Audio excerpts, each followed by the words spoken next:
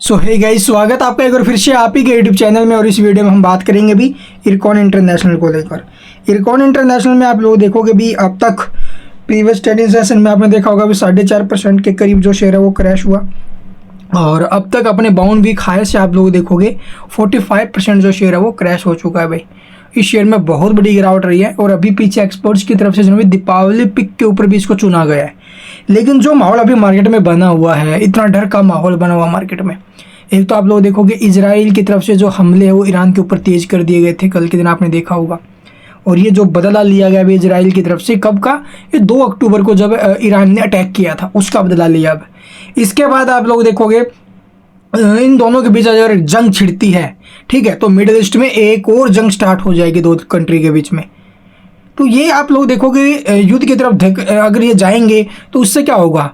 Iran है, ये जो यूक्रेन वगैरह है, रसिया है, ठीक है, और ये इजराइल है, ये सभी आप लोग युद्ध में झुक जाएंगे।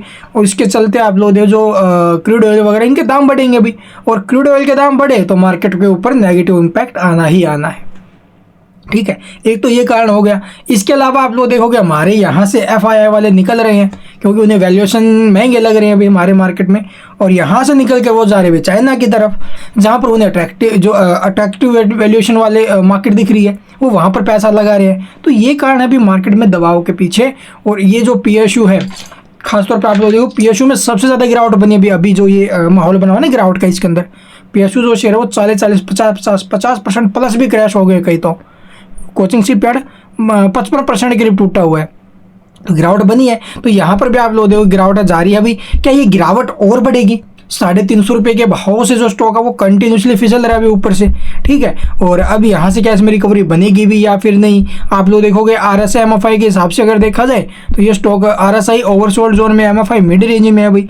और PE रेशो के देखा जाए तो लगभग 19 के आसपास का PE है, तो ये वैल्यूएशन के हिसाब से बहुत ठीक शेयर है। लेकिन यहाँ पर गिरावट क्यों है? क्योंकि पूरा PSU इंडेक्स डाउन है पूरा का पूरा, और वहाँ पर पूरा इम्पैक्ट हमें देखने को मिल रहा है। जो पीछे रैली बनी थी 300-400% जो ये स्टॉक चले थे एक साल के अंदर अंदर, आपने देखे भी होंगे, तो भी 40-50% ऊपर से करेक्शन संभावित है। और इसके बाद जब मार्केट में रिकवरी बनेगी तो इन शेयरों में तेजी आने से कोई नहीं रोक सकता। और इससे पहले की मैं कहानी आपको बता भी चुका हूँ, 2020 में भी मार्केट में करेक्शन आई थी, उसके बावजूद आप लोग देखोगे 2024 में मार्केट ऑल टाइम हाई भी बनाया ना ऑल टाइम हाई, और शेयरों में भी ज़बरदस्त एक्शन रहा है। तो पिछले 3-4 साल में कितनी ज़बरदस्त ग्रोथ आई है। तो इसी प्रकार से अब अगर मार्केट टूट भी रहा है और क्रैश हो भी जाता है, ठीक है, एक बड़ी गिरावट हो भी जाती है, जैसा कि मार्केट में एक्सपेक्टेशन चल रही है कि मार्केट इतना टूटेगा, 20% जाएगा, अगर उतना जाता भी है तो ये शेयर आप लोग देखोगे नीचे आएंगे भी, और नीचे के भाव में खरीदने का फिर मौका रहेगा। इसलिए अभी पैसा बचा के रखिए, एकदम पैसा किसी भी शेयर में मत डालिए। और जो स्टॉक 40-50% जो भी टूट चुके हैं उनके अंदर हो सके तो SIP स्टार्ट करना भाई, एकदम पैसा मत डालना, ठीक है। जब तक मार्केट बॉटम के संकेत नहीं दे देता है, मार्केट में बॉटम नहीं बन जाता है, FII की तरफ से खरीदारी नहीं होने लग जाती है, तब तक यहाँ पर कोई बेनिफिट नहीं है अभी एकदम पैसा डालना किसी भी शेयर में, ठीक है। एक दो शेयर अपना अगर लेना चाहो तो एक अलग बात है। तो चलिए एक बार देख लेते हैं इसका भी चार्ट वगैरह, वहाँ से क्या कुछ संकेत। और अभी जनवरी के अंदर आपने देखे होंगे भी इन शेयरों में 30-40% की करेक्शन आई थी, ठीक। उसके बाद जो रिकवरी आई है वो 5-6 महीने में ज़बरदस्त आई है, फ्रेश हाई के साथ आई है। तो चलिए दिखाता हूँ आपको इसका भी चार्ट। तो यहाँ पर आप लोग देखोगे स्टॉक में कंटिन्यूसली फॉल है। 100 MA और 200 जो MA है इसका दोनों को इसने नीचे में काट दिया, अभी 250 के आसपास क्या था, दोनों को काटा नीचे में इसने।